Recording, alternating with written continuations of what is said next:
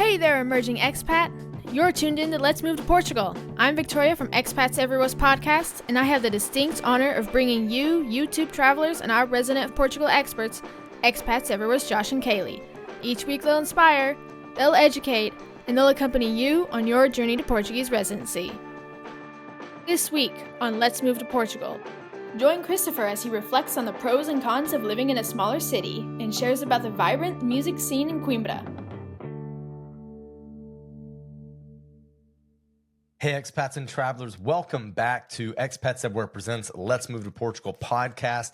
This is season 4, episode 3. Kaylee, how you doing? I'm doing well. How are you doing? I'm going to keep mine short this time and ask you. Maybe you can answer a bit longer. I am doing fantastically well. We are excited to be back with another episode. And if you're new here, just to let you know, we start out each and every episode, I think about each and every episode, with a little introduction from our producer, Victoria. And then we slide into what we call the weekly welcome, where we spend the next 5 to 10 minutes with you talking about what's happening in the world of expats everywhere before getting on to the entree. I'm laughing because the main dish.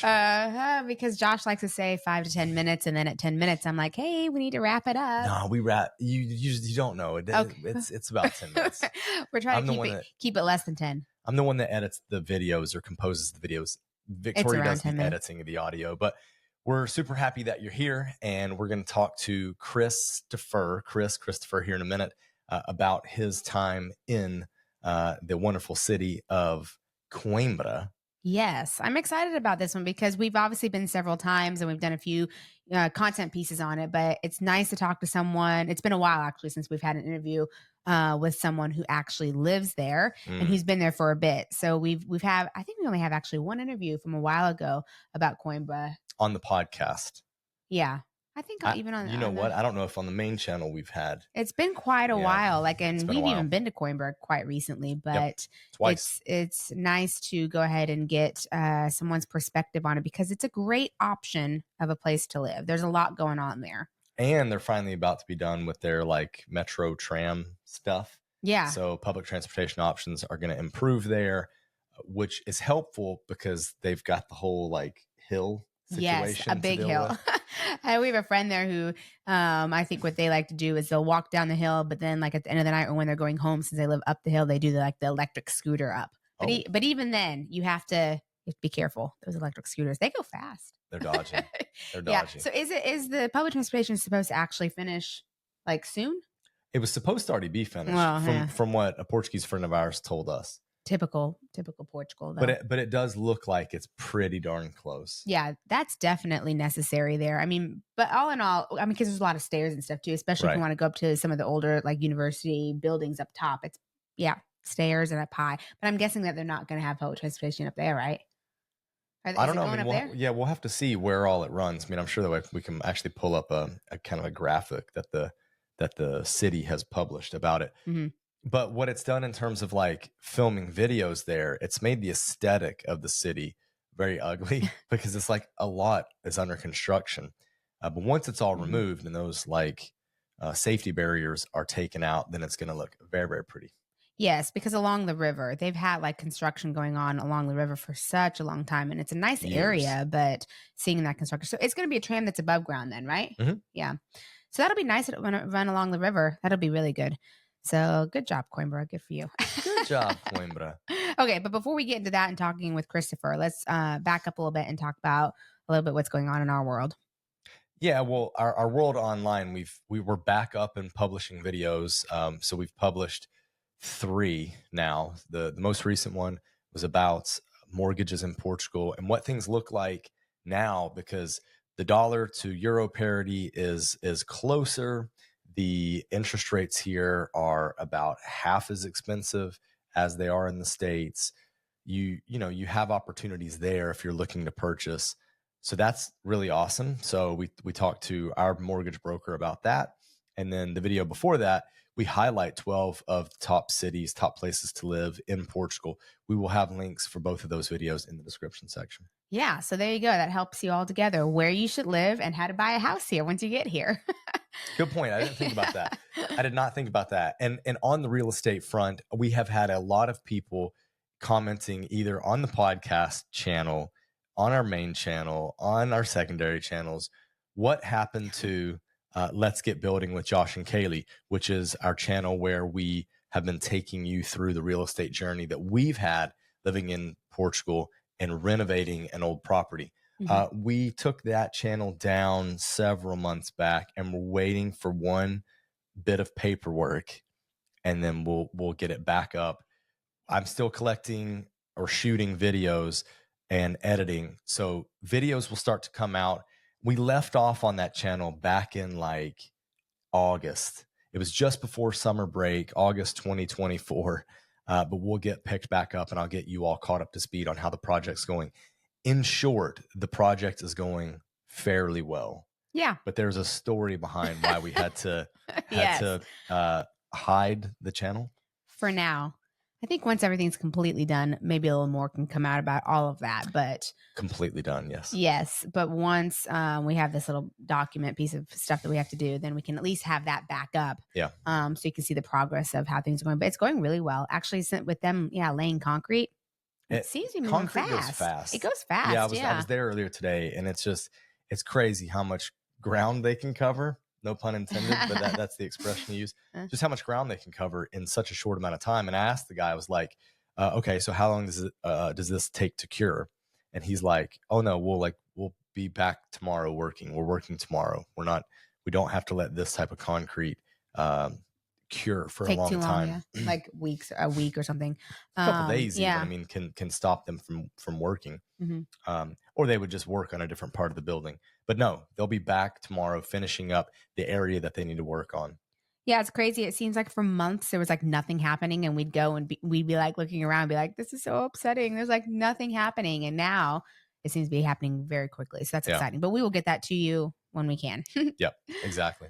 One thing that I do want to talk about that I think now that we're in 2025, everyone should be aware of is a couple of like the electronic tourist visas that are needed to travel around. So, a big perk, obviously, moving to Portugal is that you have access to the EU and you can easily travel. It's cheaper, it's close, it's faster. But there are a few changes going on. And the first one has followed, and then EU is following. But the first one is the UK. Yep. So as Americans, and even actually as Europeans, you now need to have a tourist visa. It's called an ETA, I think. ETA. So Josh and I have already done it, because we go to London all the time, as a lot of you know, Arsenal fans and just friends there and everything. And we love being in London. But we had to get this, and it's fairly easy. You could do it online, or you can get the app. It's £10 to apply, and you have to fill out some information, and it's good for 2 years unless you change your passport. So it's pegged to your passport number. So if you have to update your passport within that 2 years, then you'll have to get another one, but it's good for 2 years. So let's see, if there obviously are any changes within the 2 years, but now you need that, even just as a tourist. Okay. And then also explain what's happening in Portugal for Americans coming over here without visas. Americans coming over here without visas? Yes. You mean this tourist visa thing? Yeah. Because that one's so apparently the EU is implementing theirs later on in the year. Is that the one you're talking about? Yeah. Okay. So same thing. So if you are coming as a tourist to Europe, the Schengen, they are going to implement something like what the UK has just done, but they're supposed to happen later on in the year, sometime around the middle. April, was it? They've just said mid 2025. Really? April, I think is what you're thinking. So April is for Portuguese going to the UK. Right. So if you have an EU passport, you still have a little bit of time before you have to get this ETA. If you have an American passport or most other passports, it started at the beginning of January like 8th or whatever is what it was. So you want to get that beforehand before you travel. But the good thing to note is for the European one, if you are planning on being a resident here or you are a resident here, you do not need to apply for this visa because you're a resident. So this is good all throughout the Schengen. But if you have family and friends come and visit, then they will need to apply for it because they're just on the normal tourist visa. So that's something to know. Where? Yes, be where. Very good. Yeah. So don't say we didn't warn you. Yeah. So no, I think it's really important that you brought that up. And if we remember, I hope we do. We'll put those links in the description below as well, so you can check that out. If we forget, then comment and remind us. Because sometimes, we forget. There's a little bit of lag between when we shoot this and when we can actually get the video up. And sometimes, we forget. We try to make notes of it, but that it doesn't always work out that way. We do like to fill the description section or in the show notes, if you're listening on audio format only, with as many links of useful things as possible. So if you're ever in doubt, check that out down there. So you can have links potentially to different services or products that will get you discounts as well. Or contact us if you are looking for something you can't find it. Yeah. Okay. So let's come on to this show that we have with Christopher. Christopher shares his journey of moving from the U.S. to Portugal, and he talks about like what his motives were behind it. Also, a scouting trip that he took to find his perfect location, which it might be your perfect location as well. Well, and spoiler, it's Coimbra, so yeah, and then so why? Yeah, but then good. also like the challenges that he faced during his relocation process. Yeah, which is very useful information because there's always challenges, and generally with the relocation aspect of it. So good information. All right. Let's Now get on to to it. the show. All right, but before we do that, let's talk about this week's sponsor, Green Ocean Global Advisors. Yes, we always recommend, no matter where you are in the moving process, to get your finances in order. So that's in your home country and then the country that you're moving to. And speaking about homes, what if you sell your house before leaving or do it after? What are the capital gains implications like? Well, a financial advisor will be able to walk you through this type of thing. And what about distributions? Maybe you have a 401k or a pension and you need to figure out how much you should be drawing from for the lifestyle that you're going to have.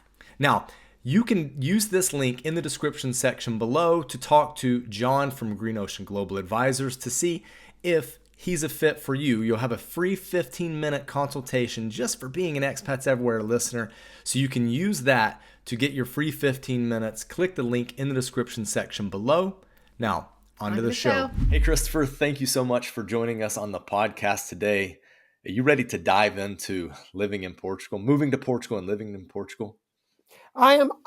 You know what? If I knew we were going to dive in, I would have worn my wetsuit because the water here is cold, but I am ready. I am ready for anything you've got for me. I do want to say one thing real quickly. I want to thank you and Kaylee personally. I didn't want to say this before we were recording.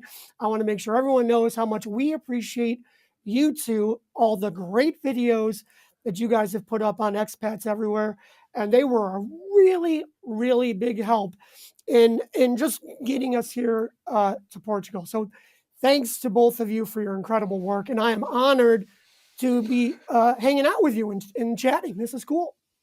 Awesome, man. I'm really humbled by that. I did not expect that. I didn't know you were going to do that, but thank you. Yeah, we love doing what we get to do. So let's chat about Portugal and your journey here, if you don't mind. So where did it all begin for you? Where did you move from? If you could give us an indication. My wife and I met in Los Angeles. We were both there for about 20 years. I grew up in upstate New York. She grew up in Pittsburgh. We met in LA. We were there for 20 years. We moved in 2009 to South Florida, a little beach town called Jupiter. Yep. And we ran a music school there, whatever. And then I think we had an inkling of, okay, what might be the next 5 years, maybe around 2019, 2020, what might this look like? And maybe even a little bit before that, I think it involved, hey, we would like to travel more to Europe. And then a little bug came in like, well, if you live there, it's going to be a lot easier to do that. So we were actually trying to hit a lot of the cool areas in the United States. Like, hey, let's see everything this country or that country has to offer. So we went to cool places like South Dakota and Yellowstone and Mississippi and Alabama, which a couple of Yankees never thought we would do. And we got to really see our country. But that thought got in there. And then when we started developing our new business, we were, that's an online business. And then we started to think, well, if we can get this into another level, we could work on this anywhere in the world. And that's when the seeds started to get in there. And then I think it was around the end of 2022, maybe, or 2021, where we thought, let's sell the commercial property that our school is in. Okay. and that money could be good seed money for our business and potentially to make a move. So that's where the germs came in. Yeah, nice. We've actually heard several people now that have moved to Portugal where they had some business in the States that was brick and mortar, and then they decided to move online, and then came to the realization we could now live anywhere. We're not confined to a zip code that matched where our business was located.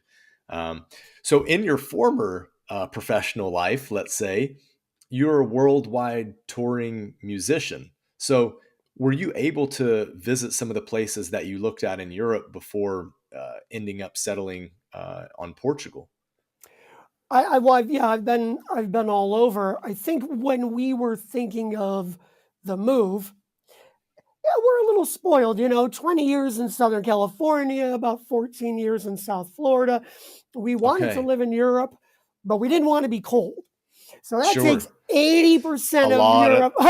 a lot of places so, get wiped out. so I'm like, oh yeah, I've been to, or Germany, no, Ireland, no, I'm Irish, but no. And so really it kind of put us around the Mediterranean. So that was really, when we started to do the scouting, we looked at Playa Alcante in Spain. We looked at, Portugal. It was Portugal sort of first, and then it was Mm, Spain. And then we started to do shootouts. And, we thought of Malta. We thought of, for 5 seconds, Italy. Um, yep. but really, it was Greece? just, no, it never really No. came. Okay. I don't know why. It's all Greek to me, man. But Yeah. it was basically, I think the Iberian Peninsula just seemed climate wise, in terms of maybe well, you start to research these things and you find out Yeah. that how more straightforward a visa process is compared to other countries. And so it was, again, great research from you guys and from some other YouTube pages, Mm, channels where we'd watch and see other people's comparisons and use our own independent matrix and thought process. Okay, that's fine sure. for them, but what are we looking for? Yeah, absolutely. I mean, I think you touched on something key there, which gets lost on some people, at least initially when they're searching for a place. They're listening to other people talk about the place, but it's like you're not the same person. So you have to figure Mhm. out like what criteria is important to you. How well does this person's personality match up with you? Because if your worlds apart, then what they like isn't going to be what you like, even though they said, Porto's the best place in the world. Maybe you shouldn't move there because it's not the best place in the world for you. So that's really interesting. Speaking of Porto, where did you guys end up? We ended up in the fabulous city of Coimbra. Okay, what makes Coimbra so great for you? I'm not Why sure I why want why to did it work? say it because I think I want to close Coimbra. No one else is allowed. Shh, it's a great secret, Josh. No, Nobody's listening. It's just me and you. I don't even know why I agreed to this. This is a terrible idea. Well, I'll tell you one thing. So, getting to your uh, the great point you made about is it right for everybody? Mm, You watch these scouting videos. You guys have done some great ones, and you just sort of put yourself in that town. Okay, does this yeah. feel like something we should check out? We did do a scouting trip.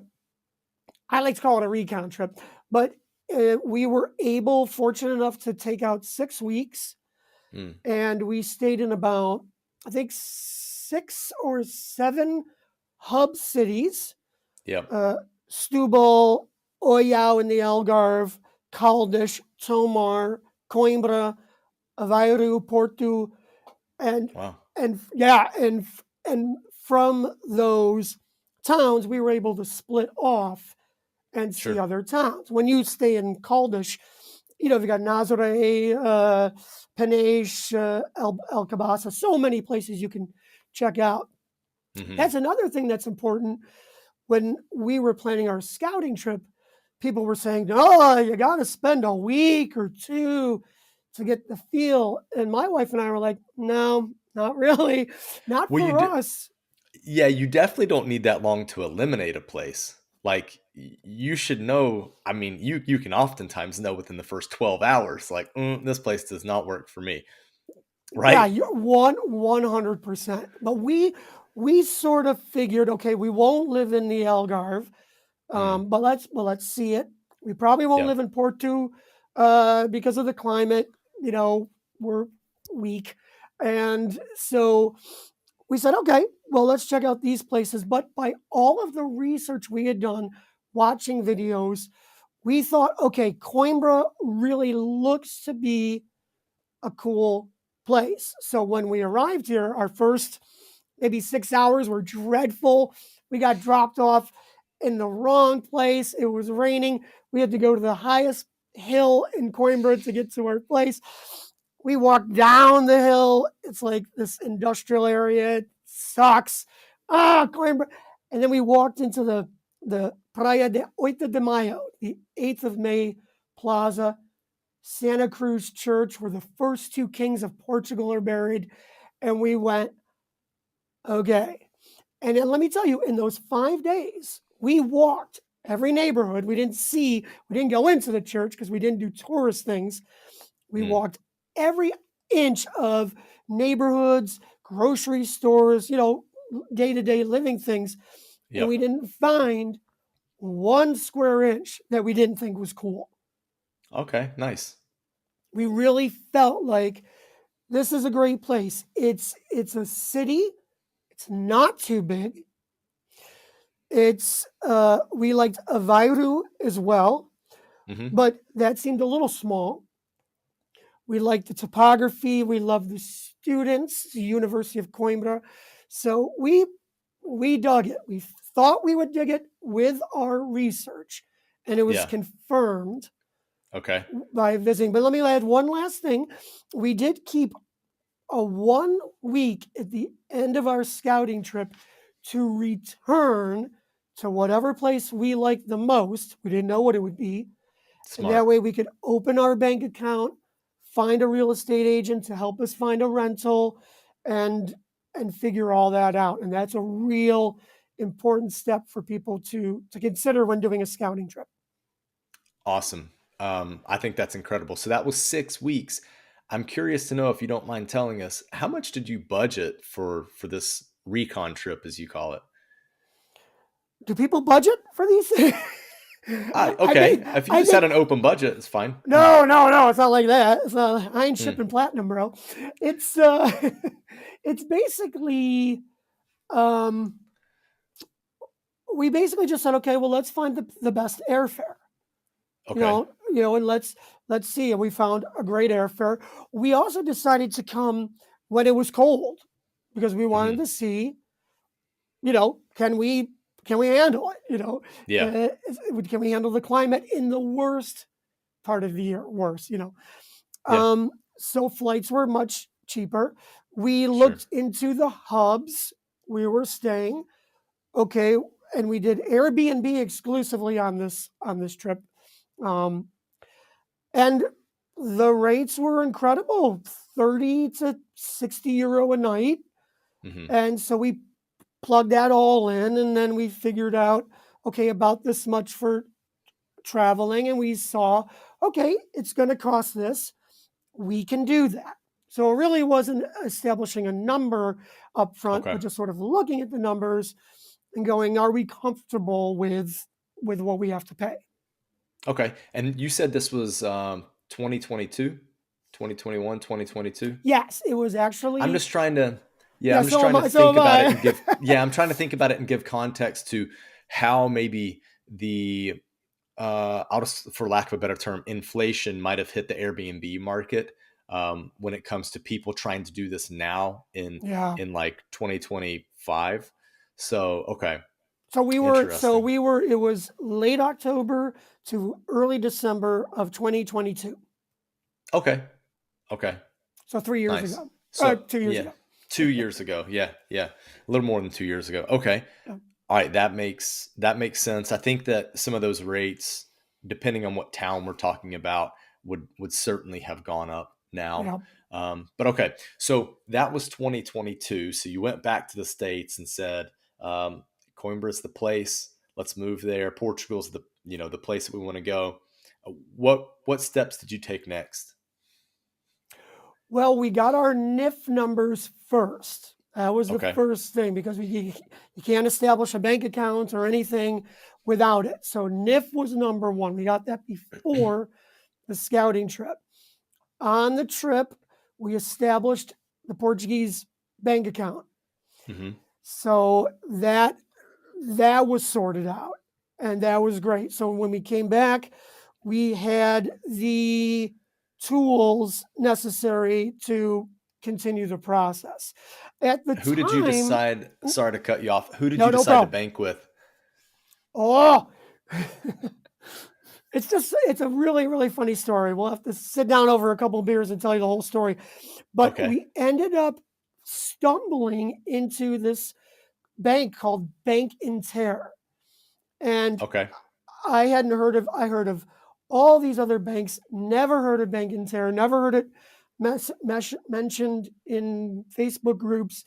But we were waiting for an appointment for another bank, Brand X, and we said, well, let's go in there. And we walked in. The guy stood up, spoke English, said, I can get you set up in 30 minutes. You don't even need to have any money right now. We can just do this. And I'm like, okay, but we have an appointment like right there in 10 minutes. Can we come back tomorrow? And we went to Brand X. We waited 2 hours, and they didn't even know how to set up a foreigner's account.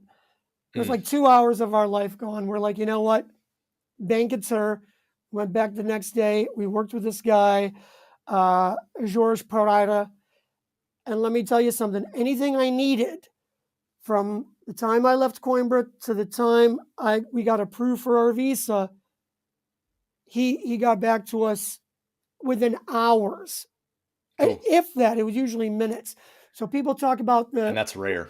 Yeah, well, the people that we worked with, our real estate agent, our banker, were all people that were on the spot. And I Good. think we sort of recognized that. That's why we didn't go with some other people and places. I think it's real important to establish a good team, as good as you can, while your boots are on the ground here. Nice. Yeah, that's good advice. Bank Inter is a bank that is, from what I've seen just visually as we've traveled across Portugal, it's widely available. It's not a I don't know, like a mom and pop bank. There are branches kind of all over the country. So if anyone is looking at living in one of the certainly major towns and cities of Portugal, then you should be able to bank with them, no problem. Yeah. Yeah, it's funny because people will say, well, you go to one branch and they'll say one thing, and then you go to another branch and they'll totally say something different. So I have no idea about Bank Inter other places, but in Coimbra, Yeah. I could not be happier. How many branches are there in Coimbra? I think there's just one. Is there? Okay. So it's the one. It's Okay. the one. You can't miss it. All right. Okay. Nice. I mean, we have one at least one here in Porto. We live nearby it, so I walk by it on a regular basis, on a weekly basis. Okay. So you get the bank account and you go back to the States, or are there a couple more steps that you do while on your scouting trip before going back to the US? What we did is I think we heard about other people in Remax. So we talked to like the big Remax dude. I don't remember who it is, some guy in Lisbon. And then he said, oh, talk to my colleague in Coimbra. And then we talked to him and he said, well, I'm not available, but you should work with this woman, Anna Sophia Apollonia. And we said, okay, we don't know anything about her, but you say okay. And we met her, and man, just amazing. And the cool thing about it is she showed us 3 apartments. And she knew from just those 3 apartments, because we knew we weren't going to rent. We were trying to sell our house. We knew it was going to be at least 4 or 5 months. So it ended up being 8 or 9.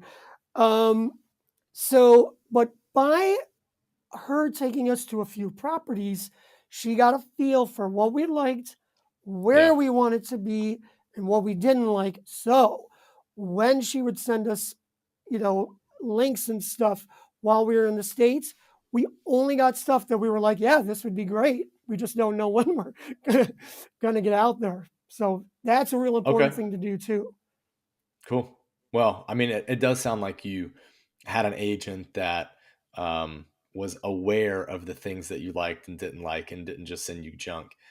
Because it can be hit or miss with agents. It can certainly be hit or miss where they will just continue to send whatever they think you would like, but not really knowing what you would like. But this person sounds like they definitely paid attention on the visits that you made.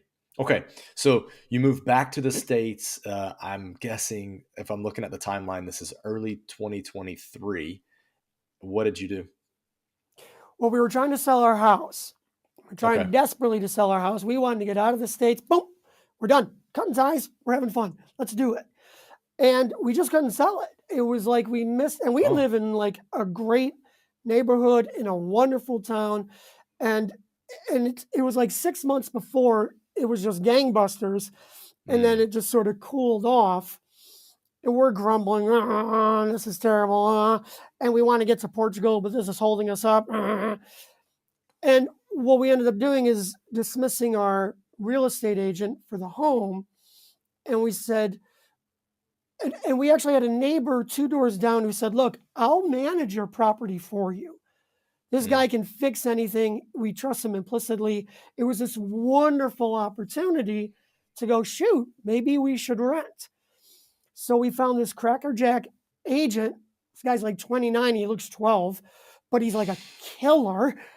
And within 2 weeks, he found us a renter for a really, really great rate. And we're like, okay, be careful what you wish for. Because when we applied for the visa, they were more excited by the fact we were getting this monthly income of rent rather than if we had sold a house and had a big wad of cash. I guess they figure you're going to go to Figata de Fage and blow it at the casino or something. I don't know. But it is much more all impressive. On red, baby. Yeah, all blackjack, 21. So I think that's an important thing for people to think about. That recurring monthly income is huge for those folks looking to dispatch visas. Okay. So I assume by you saying that you moved on the D7 visa? That's correct. Yeah. We were wondering, should we do, the D8, digital nomad? Yeah. We were trying to figure that out. What are the legal ramifications? Our business is still in Florida. How are we going to work that all out? But at the time, we were still building the business, and really the majority of the income on paper were savings, investments that we were able to have because of the sale of the school property and that monthly recurring income. So it seemed a more simple, straightforward process to go, this is what our income is. Yeah, I agree. I mean, if you qualify for the D7, if one qualifies, listener, if you qualify for the D7, it is a much easier process, I think. And the thresholds are lower. So that's nice. I agree. When Kaylee and I moved, we qualified just based on, we had some rental properties and whatnot. So that was easy, very straightforward. Okay, cool. As easy as possible. Yeah, well, exactly. Especially when you're talking about immigration stuff and bureaucracy and Portugal bureaucracy. So you started this process in 2023. How quickly did things go? And I'm assuming it was with DC at that time. So our poor agent's like, when are you coming? When are you coming? We're like, we don't know. But I think what we did is once we decided we were going to rent, even before we had a renter, we said, okay, look, let's book the DC appointment. Let's book the VFS appointment. So we got an appointment actually for June 1st. And so this was maybe late March. So it was considerable wait time. I don't know what it's like now. So that's when we got the ball rolling. We had a renter in place start of May so that we could show, okay, now we have rental income. So we wanted to show that. And so we were houseless for the month of May. So we had done some stuff. There's a whole story behind that. But then we got to DC and we actually went to VFS a day early because our appointment was on June 1st. We weren't sure if the rates were going to change. And you have to go there with a money order or cashier's check. So we wanted to make sure we had the right amount. But by going the day earlier, we also realized that our photos weren't proper. And we also just kind of got to know, like the security lady, we got to know the layout of the place. So when we got there the next morning, the security lady, who was all surly the day before, she was all rested and ready to go, recognized us. Hey, we got you, no problem. We knew the photos would be taken there and they were going to be perfect. We knew we had the right amount. And so it all went quite smoothly. Perfect. Okay. So you arrive into Portugal in August of 2023. So you've been here about a year and a half now, right? Yep. What was the initial landing period like? How were the first couple of weeks? Did it feel like life, or was it still a bit of like you were a tourist playing tourist? Like what was that like? That's a great question. My poor wife was sick for 2 weeks. Fun. Yeah. Like day 2. Day 1, we partied hard. We met up with a great now we know why she's sick. Yeah. Well, she's got to work on partied hard, I guess. No, we had a great time. We met a bunch of fellow immigrants. Great, Facebook group here, and we just had a great time. But she had a sinus infection, and so basically it was like, okay, well the place is furnished, so it was basically picking up an ironing board and drying rack and these kind of things, mop bucket. Cleaning but equipment. Yeah. Well, they had that here. I mean, like this was almost like nice. moving in. Yeah, it was almost like moving into an Airbnb. Plates, forks, knives, spoons, a whole. Yeah, but to get to your question, because we were here for the 5 days, and then the 7 subsequent days when we came back at the end of the trip, it felt home. We knew this place by like the back of our hand already. And so we did not feel touristy. It was really just kind of settle in and let's enjoy this part of our life. Okay, awesome. And how's the like remainder of the time been then? So if that was like the first 2 weeks, like what challenges have arisen during your during your 18 months? Have you seen some bureaucratic challenges, linguistic challenges? What's that been like? Well, I think we were talking about this before we got on air, but I probably have the record for the quickest CEF approval in the history of CEF because I was approved within 12 calendar days and got my resident card delivered to me literally 2 weeks after my appointment, but CTT misdelivered it. I didn't know this for 5 months. And then when I found out, CTT said, what CTT is the national mail company or whatever. Like equivalent to USPS. US Post for Office. Americans. Yeah. And when I went to CTT, they said, no, we delivered it. And it was that was a day to of the hell. Wrong address. Oh, it was it was a day of despair because I learned about it here in Coimbra. I went to the Now I'm office. The guy's like, you're already approved, man. So I go to CTT with a tracking number. They say, no, we delivered it. I said, no, you didn't. They go, well, yes, we did. So I get on a bus. I go to Visu, where my original appointment was. And they go, we don't have it. You have to go back to Coimbra fill out a police report, Yep. and then you go to CTT and fill in the complaints book. Mm-hmm. Did nothing.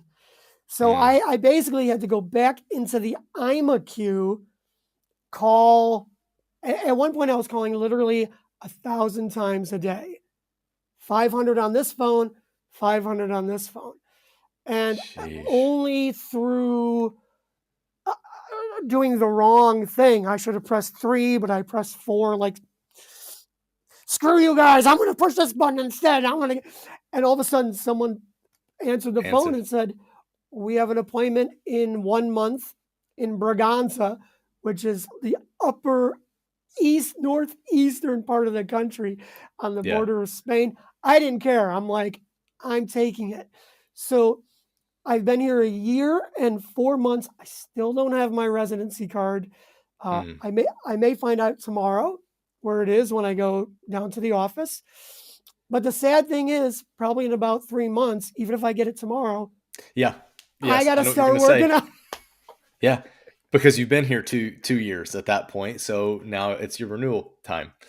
Fun, man.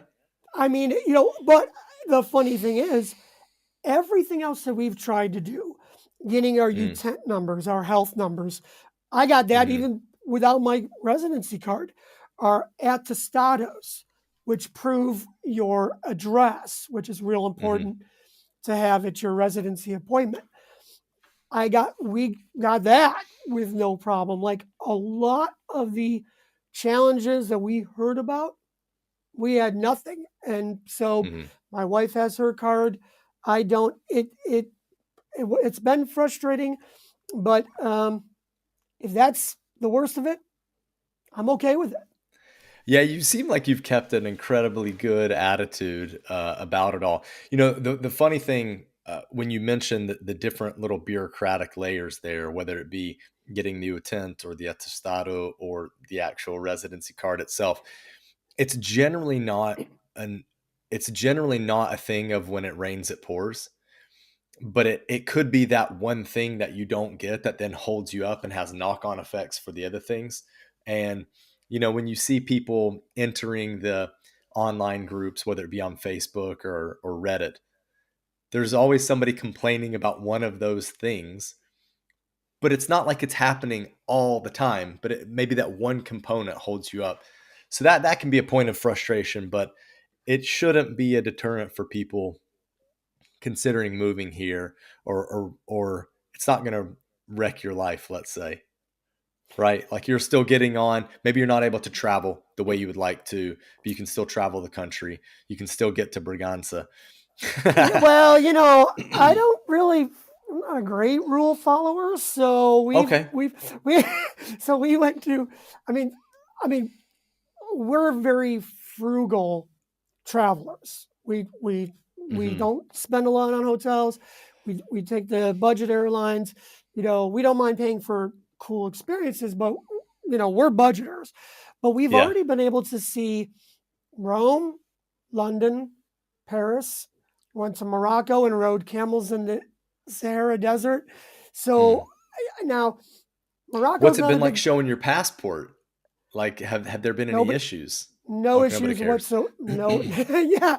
I mean, I've been warned about doing it, but and actually I canceled a trip to Valencia last January because neither of us had our resident cards. We did the Rome trip when we were still in the early sweetheart period of having our temporary residency, temporary card visa. But that trip made me nervous. So we booked it. We ended up canceling it. And then once my wife got her card and I still had my receipt and my police report and all these things, I'm like, you felt comfortable. I'll roll the dice to chance it. Yeah. Okay. Well, that makes sense. So, both going to London and then also going to Morocco, those would pose different challenges because you're leaving the EU, you're leaving the Schengen zone, and then traveling back in. So, did you or your wife get asked to show your residency card? Not once. Wow. Okay. Because Kaylee and I always get asked. I mean, we you have guys, you guys So- are a little. You guys look a little sketch. So I don't. Well, the other thing is we're usually traveling with Valencia, and obviously when you travel with kids and you're crossing borders, the security is different. It is 100%. I'm trying to think. I'm pretty sure in England, whenever we travel there, it's pretty strict. Like even they'll talk to Valencia now and ask her questions just to make sure that we're not, trafficking kids, which is good. Yes, I'm thankful 100. for that. Yep. It doesn't take much extra time at the immigration desk, so not a problem. Yeah, and you have all your documents, so it's not. Yeah. There's nothing for you to worry about. Yeah. And then, traveling within Europe, I mean, maybe it could be a problem, but in general, traveling from airport to airport, you're not being asked to show any sort of residence permits or anything like that. Like usually there's checking your passport as an identification. Are you the person that's flying, that should be flying in this airplane? So they're not checking for other things. Not saying that one should chance it, but if you're a chancer, then have fun. Yeah, and I think that's a great point that you just brought up, because I have heard horror stories, and it was why I canceled the trip to Valencia. Okay. I was like, I don't know. But once I figure, okay, we got one spouse, so. But Yeah. again, my risk tolerance is probably higher than some other folks. So, and then when you go to someplace outside of Schengen, I think it's actually easier if you don't have their card, because you're not breaking the visa rule or something. Because people say if you're going to fly back to Portugal, do it through a non-Schengen country. But again, like, you know more about this than I do. I think just figure out your risk tolerance and don't necessarily do what I do. Yeah, definitely figure out your risk tolerance. One thing that we have heard people can do is fly directly from Portugal back to your let's say home country. So most of the people that are listening to the podcast are Americans, so I'll just say United States. So if you're flying directly from Portugal back to the United States, and you do have some sort of delay getting, whether it's your first card or your second card, you should have less issues as long as you can prove that you're kind of in the queue for that. The U.S. will let you back in because you're an American passport holder. And then the theory is that Portugal will let you back in because they know that IMA is so backed up and has those issues. And there's been extensions that have been given. That's not my realm. Kaylee knows much more about like extension dates and all of that. So I'm going to quickly grab my shovel and dig myself out of a hole. All right, let's. Well, I don't think that's the first time. I want to move on and ask you just kind of a pointed question. I'd like to hear the pros and cons of Coimbra. You gave us some of the pros already, but I'd like to hear, from your perspective, what are the pros and cons there? Because surely there are some cons. I've got some cons about Porto, even though I absolutely love this city. But what do you think about Coimbra? Well, number one, we live here and we're obnoxious. So that's con number one. Yeah. We might be kicked out here pretty soon. We keep up our tomfoolery. No, I think that's a great question. So cons, well, the whole damn city's been under construction since the moment we got here from our scouting trip. Now, this is a good thing. Although I was when it gets finished, I was singing a 4-letter area yesterday when I was late for an appointment because of the buses. The buses here generally are really good, and they have a great app that uses GPS to determine where the buses are. They are building an incredible metro system. It's an above ground metro. It's basically designated roads strictly for metro buses. They're going to be, it's literally like a subway, but above ground. But as you can imagine, that they're digging up roads, adding new septic, sewer, electricity. The bus is going to go through roundabouts. So, and that doesn't make any sense. So they have to have timed lights to stop the traffic, bus goes through. So this stuff has to be highly choreographed, synchronized, and it is a massive infrastructure program. So that's been a drag because everywhere you look, it's construction, and it kind of sucks. And it's one of the reasons we haven't filmed there in a while, because it's just it kills the visual aesthetic of the city. 100%. And let me tell you, when this thing's done, it's going to be rad. I think it's like building a house, like, okay, they took 6 months to build a house. It's been like a wooden frame for 5 months, and then all of a sudden in a month, it's done, and you go, wow, that was fast. But they had to put the foundation in and do all the septic and do the electricity. So what we've seen, this unending bit of construction, now we're in that 6th month where now they're paving the roads, the street, the lights are now in, and you're starting to see, oh, this is what this is going to look like. They're now planting the foliage that's going to go around it. So it's in the end game. Let's just hope it soon. Will it get people up hills as well? Oh yeah. I haven't taken a look at where it's gonna to be. It goes laid. all over the city. It's really going to be quick. Again, the construction notwithstanding, it's very simple. We don't have a car. We basically rely on it. One of the pros of Coimbra, it could be a con, is that it's actually a relatively small city. I could walk from this end, which is it's like 2 valleys. You have a historic center, and then this place called Salom, where the stadium is. Yep. So we could walk from this end all the way to the Coimbra Forum, which is the other side of the city, in about an hour. You can walk the whole city in about an hour.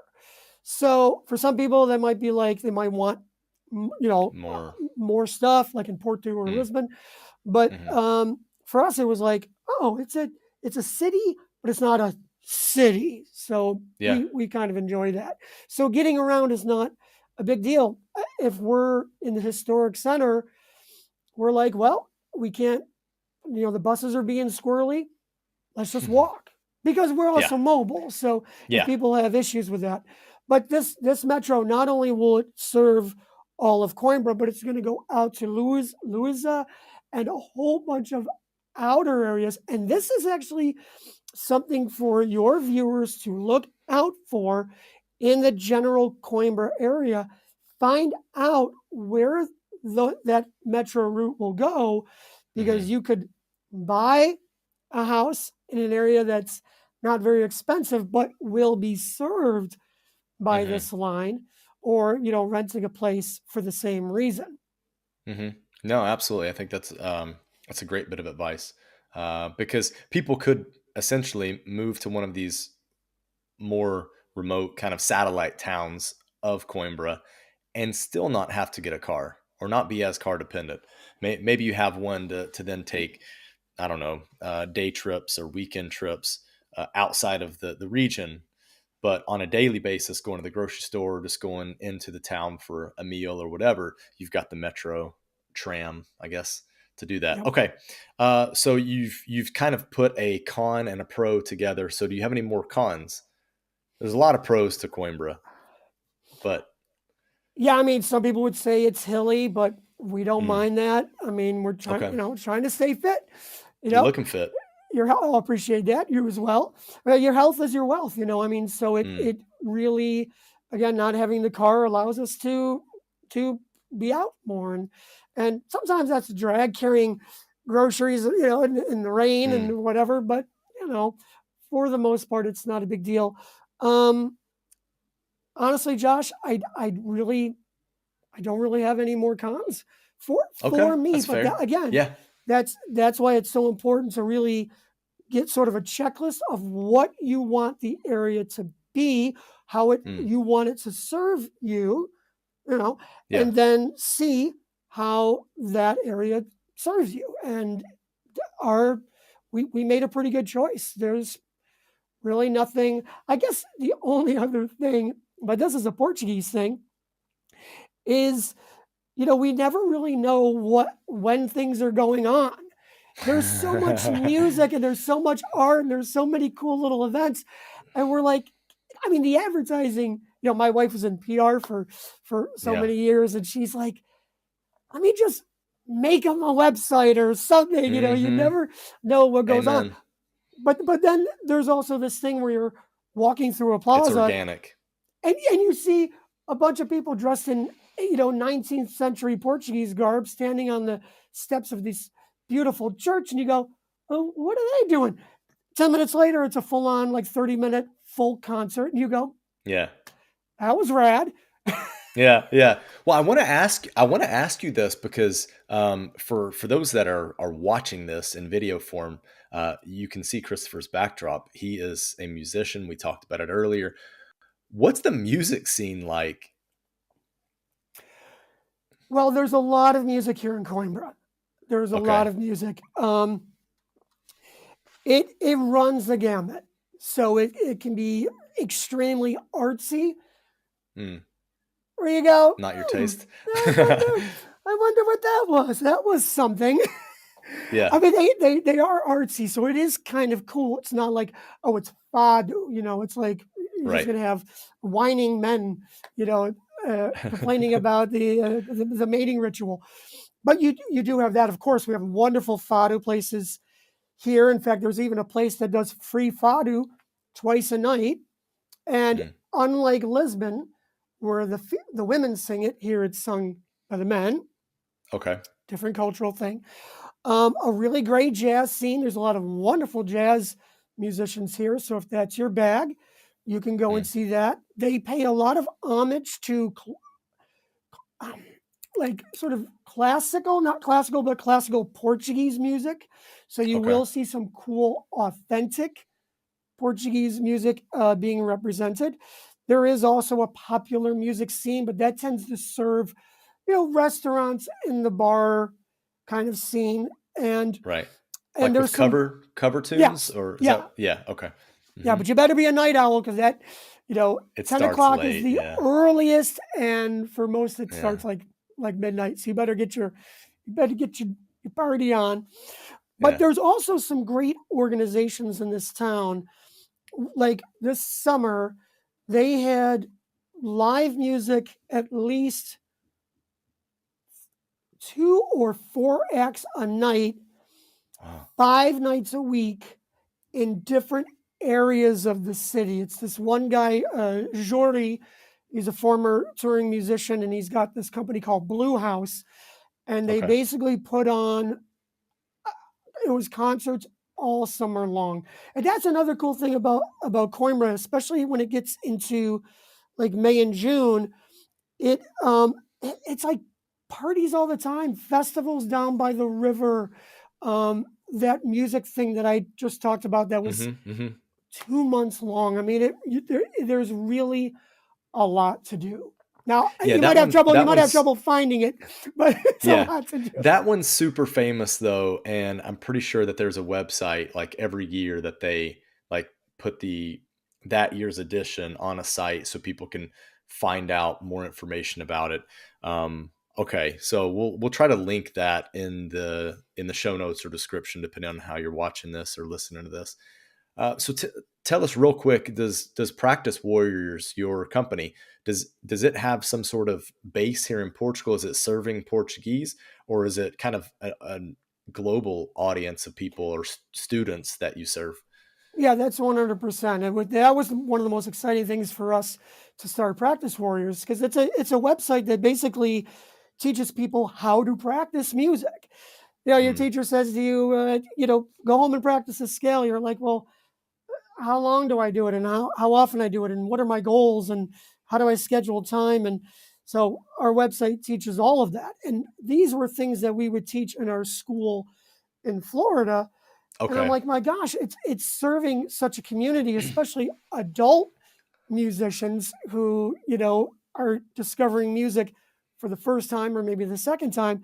And we're like, man, we could take these strategies and show people from all over the world. So we're excited to be able to do that. And being here in Portugal, it allowed us in the early stages to help build the business when it was just starting out. It's a lower cost of living here, so Yeah. our Great savings, point. our savings went farther, and so it's been really great. Amazing. Well, at Expats Everywhere, we believe that living abroad transforms lives. How has living abroad transformed your life? I have to say that it's, as an American, it's been really great because I feel like maybe my forefathers felt when they moved to the United States. When you're born and raised in a country, everything's familiar, everything is Mhm. is normal. And when you emigrate to another country, especially when you don't speak the language, and we're trying desperately to do it, we're working quite hard on it.